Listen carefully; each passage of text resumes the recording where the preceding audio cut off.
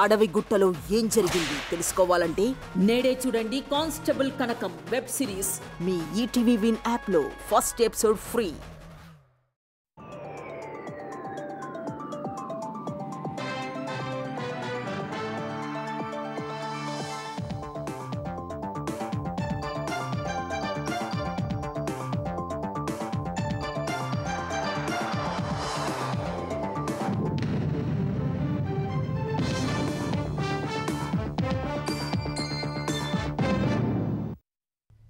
నమస్కారం, ఈటీవీ న్యూస్కి స్వాగతం. ఈనాటి ముఖ్యాంశాలు. కవితను సస్పెండ్ చేసిన బీఆర్ఎస్, ధిక్కార స్వరమే కారణమన్న నేతలు, పేగుబంధం కంటే పార్టీ గొప్పదని నిరూపించారని వెల్లడి.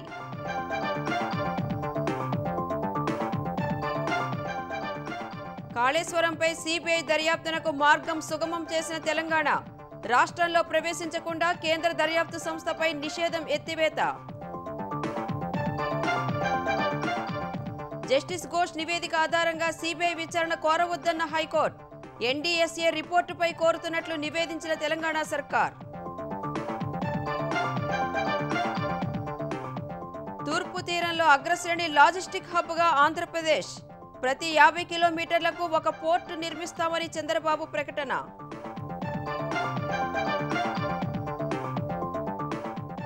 ఎరువుల బ్లాక్ మార్కెట్ను ఉపేక్షించరాదన్న చంద్రబాబు, వినియోగం తగ్గించిన రైతులకు సబ్సిడీలు ఇచ్చే అంశం పరిశీలించాలని ఆదేశం. దేశంలో సెమీకండక్టర్ మిషన్ తదుపరి దశలో ఉందన్న ప్రధాని మోదీ, ఢిల్లీలో తొలి make in India microprocessor చిప్పుల ఆవిష్కరణ. ఆఫ్ఘనిస్తాన్లో 1400 దాటిన భూకంప మృతుల సంఖ్య, మారుమూల ప్రాంతాల్లో సహాయ చర్యలు చేపట్టడంలో ఇబ్బందులు.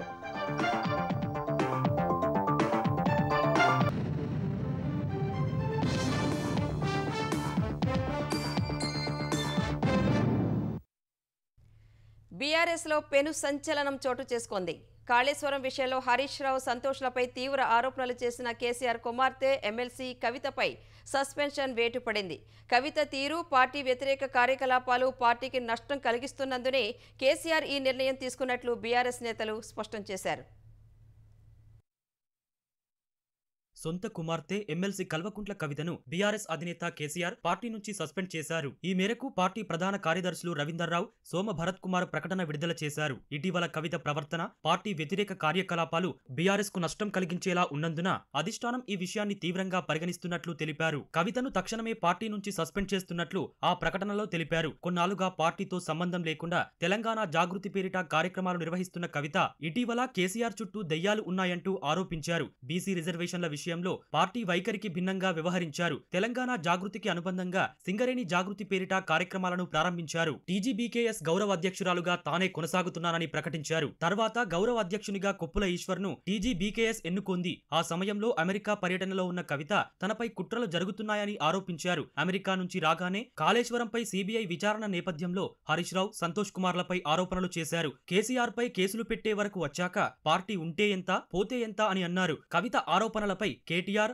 జగదీష్ రెడ్డి, ప్రశాంత్ రెడ్డి, పల్లా రాజేశ్వర్ రెడ్డి తదితరులతో కేసీఆర్ చర్చించారు. అందరి అభిప్రాయాలు తీసుకుని కవితను సస్పెండ్ చేయాలని నిర్ణయించారు. అందుకు అనుగుణంగా పార్టీ ప్రకటన జారీ చేసింది. కవితను సస్పెండ్ చేస్తూ కేసీఆర్ తీసుకున్న నిర్ణయాన్ని స్వాగతిస్తున్నట్లు బీఆర్ఎస్ మహిళా నేతలు సత్యావతి రాథోడ్, మాలోత్ కవిత, గొంగిడి సునీత స్పష్టం చేశారు. పార్టీ కోసం అభిమన్యుడిలా పోరాడుతున్న హరీష్ రావుపై ఆరోపణలు సరికాదన్నారు. పేగుబంధం కంటే పార్టీ బంధం గొప్పదని కేసీఆర్ నిరూపించారని కొనియాడారు. తప్పకుండా తన వెనక ఇదెవరో ఉండి మాట్లాడిస్తున్నట్టు, పార్టీని నష్టం చేసే పనులు చేయిస్తున్నట్టుగా మేము భావిస్తా ఉన్నాం. పార్టీని, కేసీఆర్ గారిని, లేకుంటే హరీష్ రావు గారిని, సంతోష్ రావు గారిని, కేటీఆర్ గారిని, లేకపోతే పార్టీని, మరి పార్టీ ఉంటే ఎంత, పోతే ఎంత అని మాట్లాడితే మరి అసలు నువ్వు ఉంటే ఎంత, లేకపోతే ఎంత అనే పరిస్థితి ఈరోజు వచ్చింది అని అంటే దీనికి తను మాత్రమే బాధ్యురాలని చెప్పి తెలియజేసుకుంటూ, నా పేగు బంధం కంటే నా కార్యకర్తలే ముఖ్యం, ప్రజలే ముఖ్యమనే కేసీఆర్ గారు ఏదైతే ఈ నిర్ణయం తీసుకున్నారో మనస్ఫూర్తిగా హర్షిస్తున్నాం. తాజా పరిణామాల నేపథ్యంలో శాసనమండలి సభ్యత్వానికి రాజీనామా చేసే ఆలోచనలో కవిత ఉన్నట్లు జాగృతి వర్గాలు చెప్తున్నాయి. రేపు మధ్యాహ్నం మీడియా సమావేశం ఏర్పాటు చేసిన కవిత రేపు కొన్ని కీలక నిర్ణయాలను ప్రకటించే అవకాశం ఉంది. ఆస్తులు వాటాలో తగాదాలే కవిత సస్పెన్షన్కు దారితీసి ఉండొచ్చని టీపీసీసీ అధ్యక్షుడు మహేష్ కుమార్ గౌడ్ అభిప్రాయపడ్డారు. కవిత సస్పెన్షన్ అంశం బీఆర్ఎస్ అంతర్గత వ్యవహారమన్న అయినా ఆ పార్టీ అంతర్గత వ్యవహారంపై స్పందించబోమని స్పష్టం చేశారు. కవిత వెనుక కాంగ్రెస్ నేతలు ఉన్నట్లు కొందరు చెబితే మరికొందరు హరీష్ రావు, సంతోష్ వెనుక ఉన్నట్లు చెప్పారని మహేష్ కుమార్ గౌడ్ గుర్తు చేశారు. కానీ తాము ప్రజల వెంట తప్ప మరెవరి వెనుక లేమని తేల్చి చెప్పారు. ఎవరికో ఒత్తాసు పలకాల్సిన అవసరం కాంగ్రెస్కు, సీఎం రేవంత్ రెడ్డికి లేదని మహేష్ కుమార్ స్పష్టం చేశారు. కవిత గారి సస్పెన్షన్ తో కాంగ్రెస్ పార్టీకి సంబంధం లేదు. ఇది ప్యూర్లీ బీఆర్ఎస్ పార్టీ యొక్క ప్రైవేట్ అఫైర్. వారు పార్టీలో జరిగినటువంటి అంశం మీద మేము స్పందించము. నేను గతంలో చెప్పినట్టుగా కేసీఆర్ కుటుంబంలో ఆస్తుల తగాదా ఉంది, అది సస్పెన్షన్ వరకు దారి తీసుండొచ్చు. ఏది ఏమైనా బీఆర్ఎస్ పార్టీలో జరిగినటువంటి వ్యవహారం మీద మేము స్పందించాము. ఇలా అవినీతి పరులంతా కూడా సమాన దూరంలో పెడతాము. కేసీఆర్ కుటుంబం అంతా కూడా అవినీతితో కూరుకుపోయి ఉన్నది. అవినీతిలో వచ్చిన వాటా పంపకాల తగాదాలు వస్తా ఉన్నాయి. ఆ తగాదాలతో మాకేం సంబంధము? కాంగ్రెస్ పార్టీ ఏ అవినీతి పరుణ్ణి గాని అవినీతి పరురాలని గాని వెనక వచ్చే పరిస్థితి ఉండదు. జస్టిస్ పీసీ ఘోష్ కమిషన్ ఇచ్చిన నివేదిక ఆధారంగా సీబీఐ దర్యాప్తు చేపట్టవద్దని తెలంగాణ ప్రభుత్వాన్ని హైకోర్టు ఆదేశించింది. కాళేశ్వరం ప్రాజెక్టుపై జస్టిస్ ఘోష్ కమిషన్ నివేదిక రద్దు చేయాలని కేసీఆర్, హరీష్ రావు దాఖలు చేసిన పిటిషన్లపై మరోసారి విచారణ జరిపిన హైకోర్టు ఈ మేరకు మధ్యంతర ఉత్తర్వులు జారీ చేసింది. కమిషన్ నివేదిక సిఫార్సుల మేరకు చర్యలు చేపట్టవద్దని ప్రభుత్వానికి సూచించింది. విచారణ సందర్భంగా కేసీఆర్, హరీష్ రావు దాఖలు చేసిన మధ్యంతర పిటిషన్లకు విచారణ అర్హత లేదని ఏజీ తెలిపారు. కాళేశ్వరం ప్రాజెక్టుపై విచారణను సీబీఐకి ఇవ్వాలని ప్రభుత్వం నిర్ణయించింది హైకోర్టుకు వెల్లడించారు. ఎన్డీఎస్ఏ నివేదిక ఆధారంగా సీబీఐ దర్యాప్తు చేపడుతుందని ఏజీ వివరించారు. సీబీఐ విచారణకు ఘోష్ కమిషన్ నివేదికకు సంబంధం లేదని తెలిపారు. వాదనలు విన్న హైకోర్టు పీసీ ఘోష్ కమిషన్ నివేదిక ఆధారంగా తదుపరి చర్యలు చేపట్టవద్దని ఆదేశాలిచ్చింది. విచారణను అక్టోబర్ 7వ తేదీకి వాయిదా వేసింది. కాళేశ్వరం ప్రాజెక్టుపై సీబీఐ విచారణ కోసం తెలంగాణ ప్రభుత్వం చర్యలు వేగవంతం చేసింది. తెలంగాణలో సీబీఐకి ప్రవేశంపై ఉన్న అడ్డంకి తొలగిస్తూ ఉత్తర్వులు జారీ చేసింది. తెలంగాణలో సీబీఐకి ప్రవేశం నిషేధిస్తూ 2022లో గత ప్రభుత్వం ఆదేశాలు ఇవ్వగా ఆ ఆకాంక్షల నుంచి మినహాయింపు ఇస్తున్నట్లు హోంశాఖ ఉత్తర్వుల్లో పేర్కొంది. కాళేశ్వరం అవకతవకలపై సీబీఐ చేసే విచారణకు సహకరిస్తామని పేర్కొన్న ప్రభుత్వం ప్రాజెక్టు బ్యారేజ్ల నిర్మాణానికి సంబంధించి national dam safety authority NDSA ఇచ్చిన నివేదిక ఆధారంగా విచారణ జరపాలని సీబీఐని కోరింది.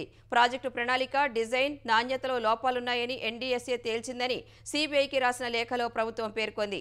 ఎన్డీఎస్ఏ నివేదికపై అసెంబ్లీలో చర్చించామని తెలిపింది. జస్టిస్ పీసీ ఘోష్ విచారణ కమిషన్ కూడా లోపాలను గుర్తించిందని వివరించింది. ప్రాజెక్టులో నిర్మాణ లోపాల వల్ల ప్రభుత్వ ఖజానాకు భారీ నష్టం జరగడం సహా ప్రాజెక్టులో కేంద్ర ప్రభుత్వ సంస్థల ప్రమేయం కూడా ఉన్నందున సీబీఐకి అప్పగించాలని నిర్ణయించినట్లు వెల్లడించింది. జీఓ ప్రతిని సీబీఐ హైదరాబాద్ జోనల్ కార్యాలయానికి పంపగా అందినట్లు సీబీఐ అధికారులు రసీదు ఇచ్చారు. కాళేశ్వరం అవినీతిపై సీబీఐ దర్యాప్తును స్వాగతిస్తున్నామని బీజేపీ ఎంపీ లక్ష్మణ్ చెప్పారు. అయితే ఇన్నాళ్లు రేవంత్ రెడ్డి ఎందుకు కాలయాపన చేశారని ఆయన సూటిగా ప్రశ్నించారు. మొన్న కాళేశ్వరం కూలితే నిన్న బీఆర్ఎస్ కూలిందని చమత్కరించారు. అవినీతి పరులకు బీజేపీలో చోటు లేదని లక్ష్మణ్ స్పష్టం చేశారు. ఎందరో త్యాగాలు చేస్తే ఏర్పడిన తెలంగాణను కేసీఆర్ కుటుంబం దోచుకుందని ఆయన ఆరోపించారు. ఇందుకు కేసీఆర్ కుమార్తె కవిత చెప్పిన అంశాలే ఆధారమని లక్ష్మణ్ వివరించారు.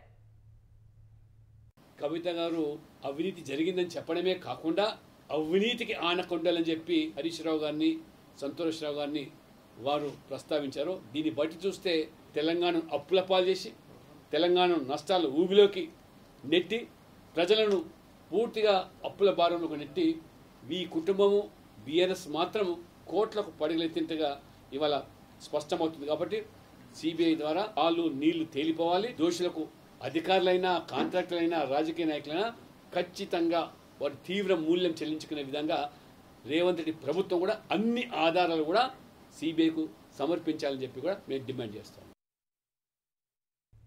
ప్రాణహిత చేవెళ్ల ప్రాజెక్టును పక్కకు పెట్టిన బీఆర్ఎస్ ప్రభుత్వం ఉమ్మడి రంగారెడ్డి జిల్లాను నిర్వీర్యం చేసిందని సీఎం రేవంత్ రెడ్డి ఆరోపించారు. హైదరాబాద్లోని ఓ ప్రైవేట్ హోటల్లో మాజీ CM YS Rajasekhara Reddy memorial award కార్యక్రమంలో సీఎం రేవంత్ రెడ్డి, మంత్రులు పాల్గొన్నారు. ఈ సందర్భంగా సేంద్రియ వ్యవసాయంలో కృషి చేసిన వారిని రేవంత్ రెడ్డి సత్కరించారు. రసాయన ఎరువుల కొనుగోలు రూపంలో మన లక్షల కోట్ల సంపద విదేశాలకు వెళుతోందని సీఎం వెల్లడించారు.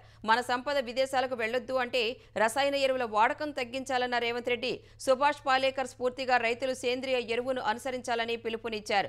వైఎస్ఆర్ హయాంలో చేపట్టి ఆగిపోయిన ప్రతి ప్రాజెక్టులను కాంగ్రెస్ ప్రభుత్వం పూర్తి చేస్తుందని రేవంత్ రెడ్డి హామీ ఇచ్చారు. ఆనాడు రైతాంగాన్ని ఆదుకోవడానికి వైఎస్ఆర్ గారు ఏదైతే తుమ్మిడిహెట్టి దగ్గర ప్రాజెక్టు కట్టి చివరి ఆయకట్టు తాండూరు వరకు రంగారెడ్డి జిల్లా వరకు తరలించాలని చేసిన ఒక గొప్ప ప్రణాళిక గతంలో నిర్లక్ష్యానికి లోనైంది. ఈనాడు ఈ వేదిక మీద నుంచి రాజశేఖర రెడ్డి గారి ఆశయాలను కొనసాగించే ప్రభుత్వంగా నేను మాట ఇవ్వదలుచుకున్నా. తుమ్మిడిహెట్టి దగ్గర మళ్ళీ ప్రాజెక్టును కడతాం. రాజశేఖర రెడ్డి గారు ప్రారంభించిన ఎస్ఎల్బిసి టన్నెల్ ఏదైతే ఆగిపోయిందో మా ప్రభుత్వం పూర్తి చేస్తుంది. ఆ కార్యక్రమాన్ని ముందుకు తీసుకువెళ్తాము. మా మిత్రులు శ్రీధర్ బాబు, బట్టి విక్రమార్క గారికి నేను సూచన చేస్తున్నా, రసాయనిక ఎరువుల వ్యవసాయం నుంచి సేంద్రియ వ్యవసాయానికి మారడానికి అవసరమైన ప్రణాళికలు మన రాష్ట్ర ప్రభుత్వం రచిద్దాము. దానికి కావలసిన ప్రణాళికలు చేపడదామని చెప్పి నేను ఈ సందర్భంగా వారికి తెలియజేస్తున్నాను. తూర్పు తీరంలో ఆంధ్రప్రదేశ్ను నెంబర్ 1 లాజిస్టిక్స్ హబ్గా తీర్చిదిద్దడమే లక్ష్యమని ముఖ్యమంత్రి చంద్రబాబు స్పష్టం చేశారు. ఇందుకు సలహా కమిటీని నియమించి పాలసీ రూపొందించాలని నిపుణులకు సూచించారు. ప్రతి 50 కిలోమీటర్లకు ఒక పోర్టును నిర్మిస్తామన్న సీఎం 25 ఏళ్ల తర్వాత ఆంధ్రప్రదేశ్ రూపురేఖలే మారిపోతాయని జోస్యం చెప్పారు. త్వరలో హైదరాబాద్, చెన్నైకు ఏపీ మీదుగా బుల్లెట్ రైల్ వస్తుందని వివరించారు. ముఖ్యమంత్రి చంద్రబాబు విశాఖలో పర్యటించారు. తొలుత నోవాటెల్ హోటల్ 20 సంస్థల సీఈఓలతో ఆయన సమావేశమయ్యారు. అనంతరం ఈస్ట్ కోస్ట్ మారిటైమ్ లాజిస్టిక్స్ సదస్సులో పాల్గొన్నారు. Transforming Coast line globe trade life time కార్యక్రమాన్ని ఉద్దేశించి మాట్లాడారు. 25 ఏళ్ల తర్వాత ఆంధ్రప్రదేశ్ రూపురేఖలే మారిపోతాయని సీఎం చెప్పారు. త్వరలో హైదరాబాద్, చెన్నైకు ఏపీ మీదుగా బుల్లెట్ రైలు వస్తుందన్నారు. కాకినాడ నుంచి చెన్నైకు బకింగ్హామ్ కాలువను అందుబాటులోకి తెస్తామన్నారు. మచిలీపట్నం, ఉప్పాడలో ఫిషింగ్ హార్బర్ నిర్మిస్తామన్న ఆయన స్టీల్ రవాణాకు ప్రత్యేక పోర్టు ఏర్పాటు చేస్తామన్నారు. ప్రతి 50 కిలోమీటర్లకు ఒక పోర్టు ఉండేలా చూస్తామని తెలిపారు. విశాఖకు త్వరలో సివిల్ ఏవియేషన్ యూనివర్సిటీ వస్తోందని తెలిపారు. సరైన మౌలిక వసతులు, రవాణా సదుపాయాలు లేకుండా ఏం మాట్లాడినా ఉపయోగం ఉండదని చంద్రబాబు స్పష్టం చేశారు. AP maritime policy logistic development corporation ను ఏర్పాటు చేస్తామన్నారు. I requested to create a advisory body.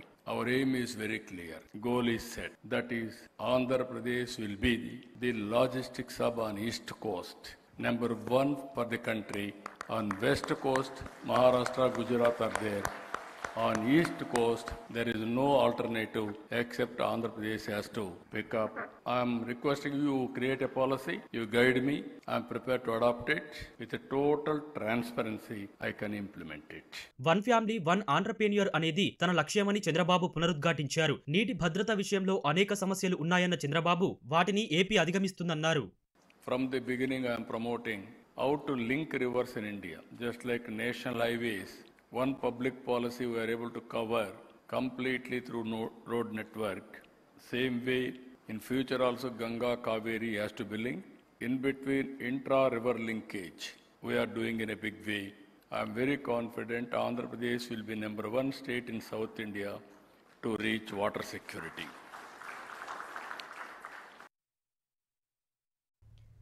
CRDA పరిధిలో పెండింగ్ ఉన్న 1800 ఎకరాలకు భూసేకరణ చేపట్టాలని ముఖ్యమంత్రి చంద్రబాబు అధ్యక్షతన జరిగిన 52వ సిఆర్డీఏ అథారిటీ సమావేశం నిర్ణయించింది. అమరావతి నిర్మాణానికి సంబంధించిన పలు అంశాలకు అథారిటీ ఆమోదం తెలిపింది. ఏజీసీలో మౌలిక వసతుల కల్పనకు టెండర్లు దక్కించుకున్న సంస్థకు ఎల్ఓఏ ఇచ్చేందుకు ఆమోదం తెలిపింది. సిఆర్డీఏ ఆధ్వర్యంలో ఉన్న ఏడీసీఎల్ తరహాలో కొత్తగా మరో ఎస్పీవీ ఏర్పాటుకు అథారిటీ ఆమోదం తెలిపింది. ఎయిర్పోర్ట్, స్పోర్ట్స్ సిటీ, ఎన్టీఆర్ విగ్రహం వంటి కీలక ప్రాజెక్టుల నిర్మాణం కోసం కొత్తగా ఎస్పీవీ ఏర్పాటుకు ఆమోదం తెలిపారు. Urban design and architectural guidance కోసం నోటిఫికేషన్ ఇచ్చేందుకు ఆమోదం లభించింది. రెవెన్యూ, సర్వే, సెటిల్మెంట్ శాఖల నుంచి 138 మంది ఉద్యోగులను డెప్యూటేషన్పై తీసుకునేందుకు సిఆర్డీఏ ఆమోదం తెలిపింది. సిఆర్డీఏ పరిధిలో భూ సమీకరణకు ముందుకు రాని రైతులు వెంటనే ఓ నిర్ణయం తీసుకోవాలని భేటీ తర్వాత ఏపీ పట్టణాభివృద్ధి శాఖ మంత్రి నారాయణ సూచించారు. రైతులు భూ సేకరణే కావాలంటే అందుకు అనుగుణంగా ముందుకు వెళతామని తెలిపారు. అమరావతి క్యాపిటల్ సిటీ ఈ 217 చదరపు కిలోమీటర్లో ఏదైతే ల్యాండ్ పుల్లింగ్ చేసి ట్రంక్ రోడ్స్, లేఅవుట్ రోడ్స్ చేస్తున్నామో దాంట్లో కొంతమంది ఇంకా కొద్దిమంది ల్యాండ్ ఇవ్వాలి. అది దాదాపు టోటల్గా 1800 ఎకరాలు ఉంటుంది, 1800 ఎకర్స్ అంతా కలిసి. అయితే వాళ్ళందరినీ కూడా ల్యాండ్ పుల్లింగ్ రమ్మని ఈరోజు కూడా రిక్వెస్ట్ చేస్తున్నాం. అయితే ఇంక వర్క్స్ ముందుకు పోతున్నాయి కాబట్టి ఎక్కడైతే ల్యాండ్ పుల్లింగ్కి ఇవ్వలేదో, వాళ్ళకి ఇవ్వటం ఇష్టం లేదో, వాళ్ళు ల్యాండ్ అక్విజిషన్ రాదలుచుకున్నారు, వాళ్ళ దగ్గర ల్యాండ్ అక్విజిషన్ తీసుకోమని, ల్యాండ్ అక్విజిషన్ పెట్టుకోమని ఈరోజు సిఆర్డీఏకి అథారిటీ అప్రూవల్ ఇచ్చింది. కాబట్టి నేను రైతు సోదరులందరూ కూడా మరొకసారి చెప్పేది, మీరు ల్యాండ్ పుల్లింగ్కి వస్తే మీకు చాలా బెనిఫిట్ అవుతుందని నేను అనుకుంటున్నాను. కాబట్టి మీరే బేరీజ్ చేసుకొని ల్యాండ్ పుల్లింగ్ అయితే ల్యాండ్ పుల్లింగ్, లేదు ల్యాండ్ అక్విజిషన్ రావాల్సిందిగా కోరుకుంటున్నాను. Thank you. ఎరువులు బ్లాక్ మార్కెట్కు తరలకుండా కఠినంగా వ్యవహరించాలని ముఖ్యమంత్రి చంద్రబాబు అధికారులను ఆదేశించారు. సీఎం క్యాంపు కార్యాలయంలో ఉద్యాన పంటలు, ఎరువుల లభ్యత, మార్కెటింగ్ శాఖపై చంద్రబాబు సమీక్ష నిర్వహించారు. ఎరువులు, పురుగుమందుల వినియోగం తగ్గించిన రైతులకు సబ్సిడీలు ఇచ్చే అంశాన్ని పరిశీలించాలని సూచించారు. ఉద్యాన పంటలకు ఆయా పంటల సాగు ఖర్చుల ప్రకారం మద్దతు ధర దక్కేలా చూడాలని అధికారులకు స్పష్టం చేశారు. ఎరువుల లభ్యత, సరఫరా పక్కదారి పట్టకుండా తీసుకుంటున్న చర్యలపై ఆయన సమీక్షించారు. ఈసారి 2 లక్షల మెట్రిక్ టన్నులకు పైగా ఎరువులు ఆంధ్రప్రదేశ్కు వచ్చాయని అధికారులు తెలిపారు. ఈ క్రాప్ ద్వారా ఎంత సాగవుతుంది, ఎంత వినియోగం జరుగుతుందో లెక్కించాలని సీఎం ఆదేశించారు.